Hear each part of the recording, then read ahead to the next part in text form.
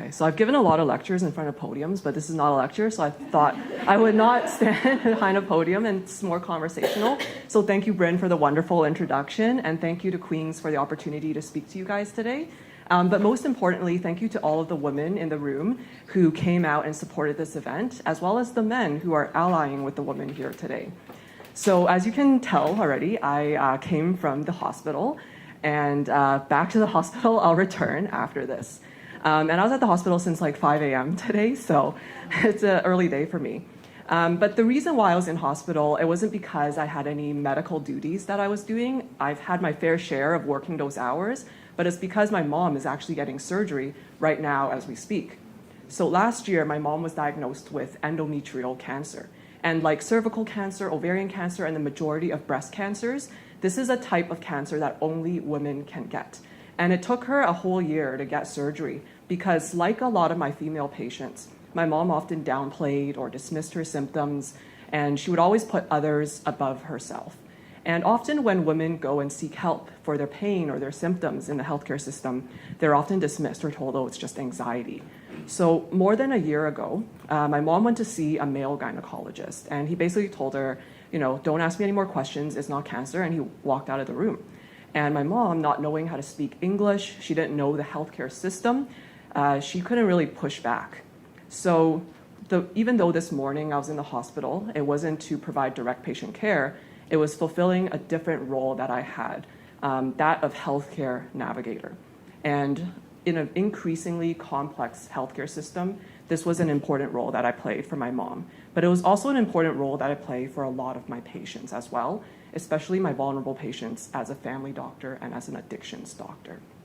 Now, this role as a navigator is not new to me because I've been doing it ever since I was a child. So when my parents and I immigrated to Canada, we lived in housing that was less than ideal. It had rats and rodents and mold, and that, in addition to food insecurity, led me to be hospitalized a lot. And I was there because of respiratory illnesses, nutritional deficiencies, and that actually gave me the early exposure to the healthcare system where I now work today. Now, my parents did not have university education, so for them, work was precarious. My dad worked as a dishwasher, my mom worked on an assembly line, and sometimes they were unemployed. And so because they didn't really know the language, they didn't really know the system, they brought me everywhere with them. So I would be their navigator in a new country because I learned English in school, I knew how to use a computer, and I learned that in school. And so they would take me to the bank to help them open a bank account. They would take me to the library where we would try to figure out how to file taxes, and even now I'm trying to figure out how to file taxes. And then they would also, and when they were unemployed, we worked together to try to figure out how to apply for EI and unemployment benefits. And so I was just with them translating everywhere. And this was actually where I got my early education in personal finance. So a lot of people are surprised when I tell them I'm a professor, but I teach finance and not medicine. But I've actually been learning personal finance longer than I've been learning medicine. So in a way, this was also a blessing, this immigrant experience, because the financial literacy, the hustle that I learned growing up, that's what led me to be financially independent today. So this was also a maturing experience for me because going through the whole process with my parents as a child and as a teenager, I also witnessed a lot of the times that they experienced racism and workplace harassment because they had a language barrier, because they didn't know their legal rights in the workplace. And so I would hear comments like, go back to your own country, learn how to speak English. And in one memorable situation, a boss told my mom that he could easily replace her with anybody with a college degree. Yet he still underpaid her because she didn't have a college degree. And at the time, my mom, couldn't fight back. She didn't have the resources. This boss was a man who had intergenerational wealth. He had a multi-million-dollar business, and he had kids in private school. My mom simply didn't have the resources or the legal know-how to fight back. Fast forward 10 years, 10 years later, I was a junior doctor, and I had just delivered a baby. When I walked out of the birthing unit, there was my mom's former boss. I recognized his face, I recognized his name, and when he talked, he was a really good father. He was warm and friendly, and he was delighted that his daughter had just had a healthy baby. And here, the power dynamics were changed. I was the doctor, they were the patients. And I wish I had said to him to introduce myself or to say who I was related to. After all, like, people say who they're related to in the career setting all the time, and sometimes to their benefit. But I was worried about seeming unprofessional, and so I just smiled, I congratulated him, and I went about doing my other cases. And that ended up being one of my regrets. So later that evening, I called my mom and I told her that I had just delivered her former boss's grandchild. And I also told her that I kind of regretted not sticking it to the man and just telling him who I was.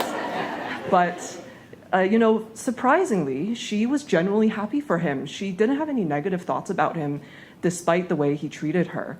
And I soon began to realize that it was because she moved on to doing bigger and better things and left him in the past. So I just wanted to end with 3 closing thoughts, kind of like a prescription for powerful women, if you will. First, daughters are often the caregivers for aging parents, and mothers are often the caregivers for their children. But don't lose sight of caring for yourself first. Women have unique health challenges, menstrual disorders, infertility, and cancers that only women can get. So just as a side note, if you're 40 and over, they've lowered the screening guidelines for breast cancer. So get your mammogram, get your pap test, get your HPV vaccine. Only when you take care of your health and put that as first priority can you be a caregiver to other people. Second, part and parcel of caring for your own self is ensuring your own financial wellness. Financial abuse occurs in 99% of domestic violence cases, and it disproportionately affects women. So an immense act of self-care is ensuring that you are on the path to financial independence, so that way you can live life on your own terms. And finally, for women, realize that you have more power than you think.